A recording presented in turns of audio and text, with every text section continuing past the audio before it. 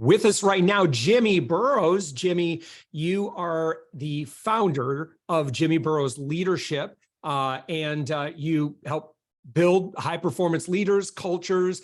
You are also the author of the book, Beat Burnout for Ignite and Ignite Performance. Jimmy, it's great to have you. I should point out as well, you're a podcaster. Your podcast, to our friend that's listening right now, just do a search right now for The Ways of Working. Hit subscribe, because if you like what you hear in this conversation, you want more, go find Jimmy. Jimmy, thank you so much for being here. Thanks for the invitation and the opportunity, Josh. It's great to be here. Thank you. Yes. All right. So give us an overview of your work. An overview of my work. The story kind of starts at various points in history, but if I rewind the clock about 5 or 6 years, I was that extremely busy GM in a very, very complicated role, who went through a restructure of the business, who went through a transformation of the operating model of the business, and then was hit with a legislative change that wiped out half of our bottom line in one day. And so it was kind of expected, we were the cash cow division of the business, so we were expected to put that money back. And so I find myself working all the hours around the clock that God was able to provide to us. I was in meetings from 7 o'clock until 7 o'clock, and then I would start my day job. After that, I was doing an MBA at the same time. I was traveling overseas significantly. We were working in 81 countries. I was traveling to 20 of those regularly. And unfortunately, things come to a head. And what I was finding was I was getting up in the morning saying, do I really enjoy doing this anymore? Am I able to make any difference? Is there any point to what I'm doing, or am I just a hamster on a wheel? I was finding there were more bad days than good days. I was finding that I didn't really know where the business was going because it was in this massive state of flux. And the people that I really trusted and liked were leaving the business. So that was unfortunate. Anything we tried was just being closed down because it was a very sort of conservative risk appetite based on all the other changes that were happening. And I never had any rest. And so after doing that analysis of, well, why did I burn out? Why did I hit the wall? And realizing there were lots of other people struggling with the same thing, I thought, well, hold on, there's a thing that I can serve the world with here. So I started JBL, and that became a book and a podcast, essentially saying, well, what are the things that cause burnout, and how do we fix that so you can be a high performer again, and you can take your team on that journey? And as I've gone through the last sort of 5-6 years, worked with 7 to 12 figure businesses globally to essentially help their leadership teams go, maybe I'm doing too much, maybe we're doing too much, and maybe we should do some different things that are going to serve us more effectively and get better results. And that's what we want, right? We want better results, better engagement, happier people, and able to go home at the end of the day and still have the energy for our families and our kids and all of the things that we love to do. As a leader, and we want to be sensitive to our organizations. And I wonder how many of the principles of preventing burnout are going to be fairly applicable to all people versus, we're going to have different personality types. We're going to have different levels of, stamina or whatever, however you want to describe it, resiliency. How do we, implement policies that I think are going to be a little bit more friendly to being, acknowledging our teams and our own mortality versus, where we really need to customize policies and solutions for a wide range of people's capacities. How do we thread that needle? Yeah, no, that's a really great question. And let me ask you a question in response, and also all of the audience a question. Are you a human, Josh? Last time I checked. Yeah, and I'm guessing most of the people listening are probably humans. And I'm certainly, according to reference points, I'm a human. And everything that we do is focused on human first. So it's not about, we do have different levels of stamina. We do work in different industries. We have different backgrounds, different educations, but we're all essentially human beings. We're all wired the same way in terms of our brain's reactions to how we interact and act in certain situations.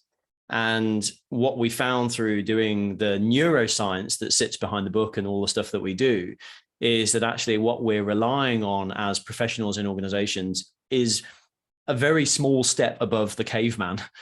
So we're running away from the saber-toothed tiger and we're trying to be part of a tribe.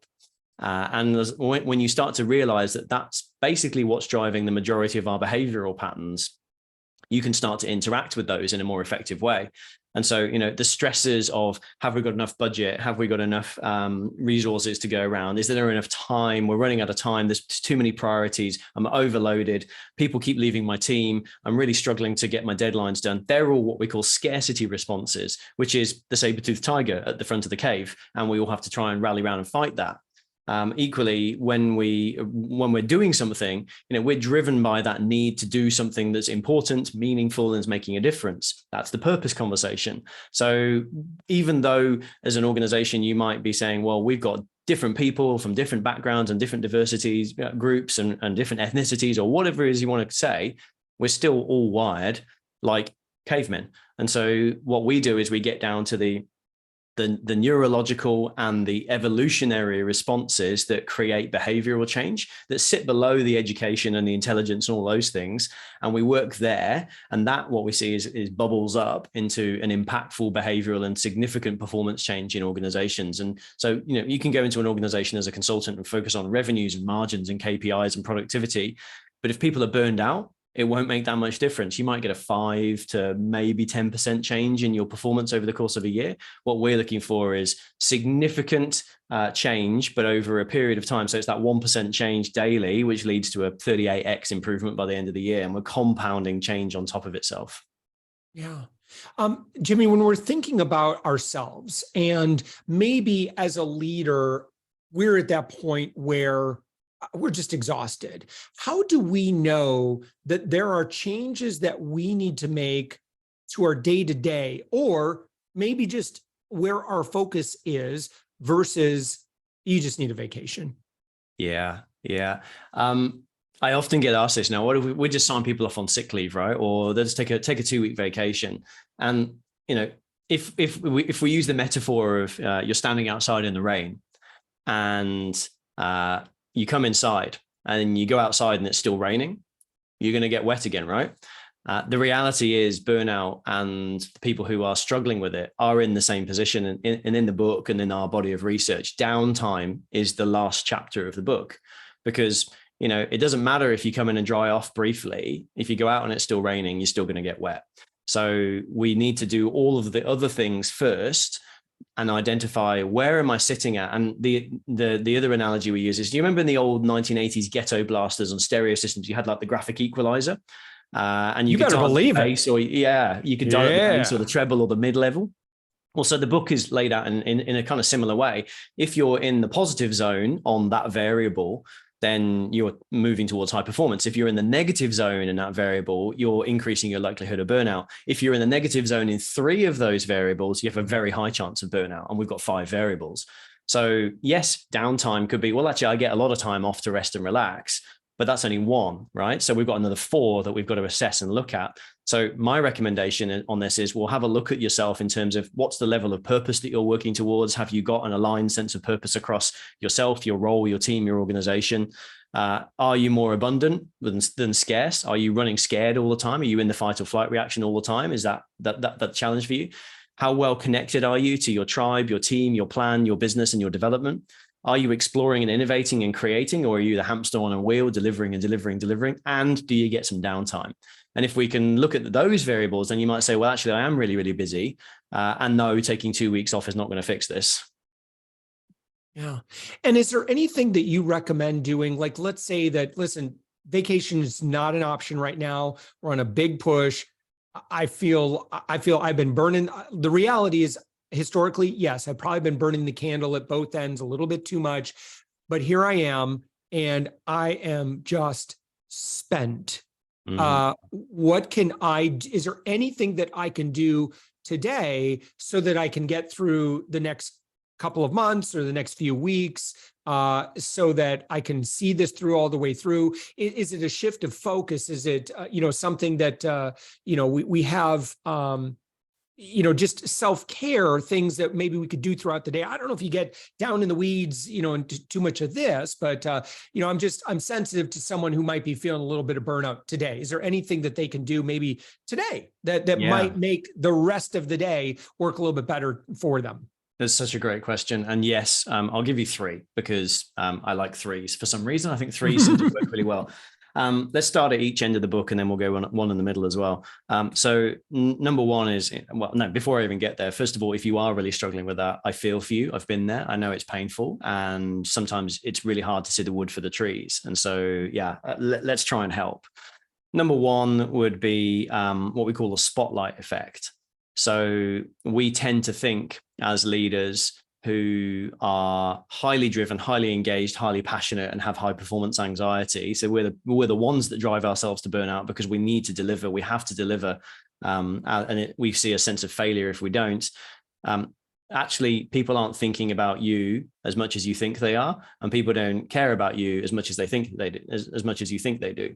So the spotlight effect is like you're standing on the stage in the spotlight and you think all the attention is on you. And so you have to deliver. And I want to give you that permission to release that belief that actually people are far more concerned that everybody's watching them and thinking about them than they are thinking about you. So you can just release that tension a little bit, which really helps.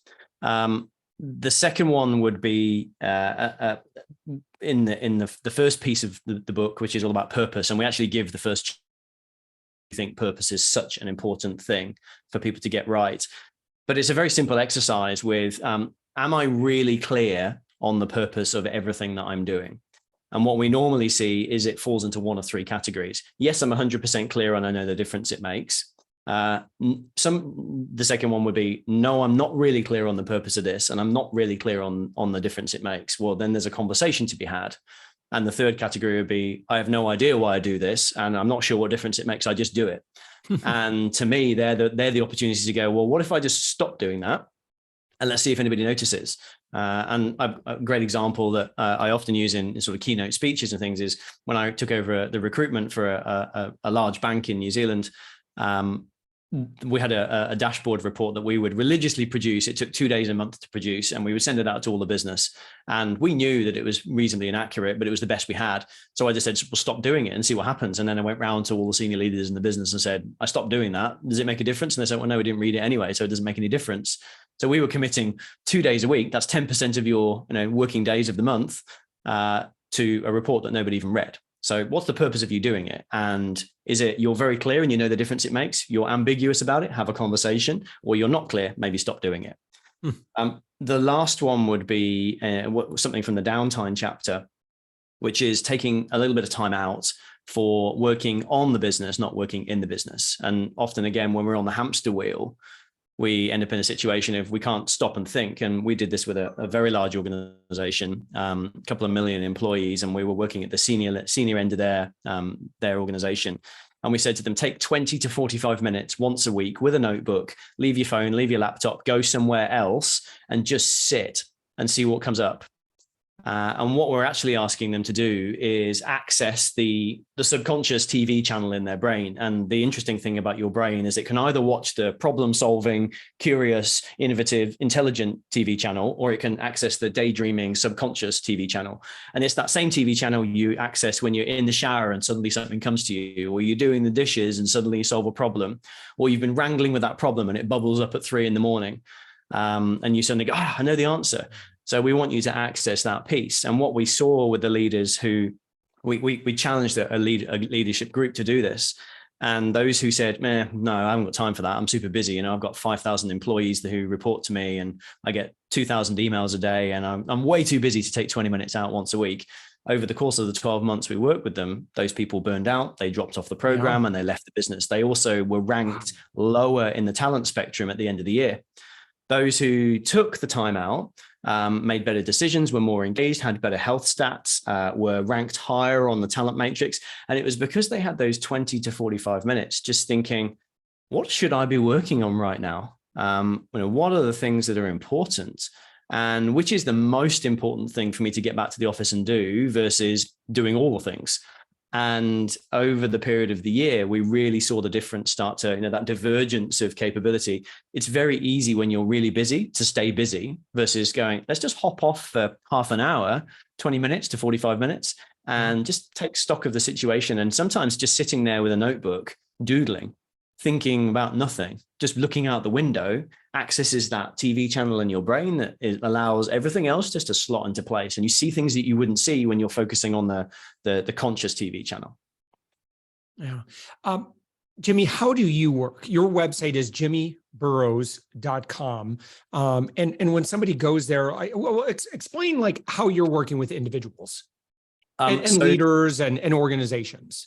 yeah, so we have two offerings that we share with the world. Number one is what we call our Ways of Working program, which is essentially a 3-module program for leaders to go through with their teams, which is bookended by a diagnostic. So we do a diagnostic, we work out what is going on in that team, and then we have 3 modules: align, accelerate, and sustain, that we take the team through. They take 3 full days or 6 half days to go through those 3 modules.